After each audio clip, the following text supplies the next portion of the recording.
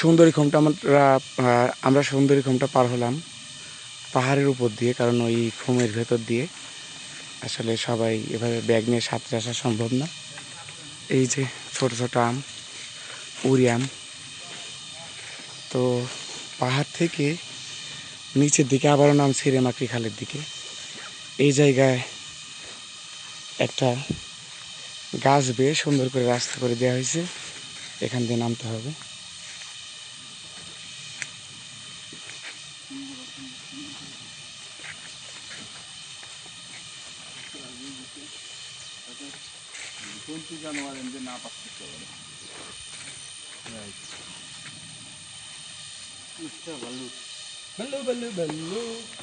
আমরা ভাল্লুকের এলাকা দিয়ে আসলাম।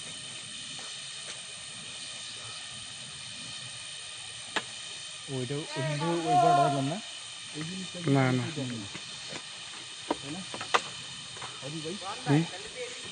এটা জন্তু জানোয়ার না পাস করতে পারে এগুলো তো অনেকগুলো। না ওদের গৃহপালিত যেগুলো শূকর গরু টরু ওদের পাস করার জায়গা নেই।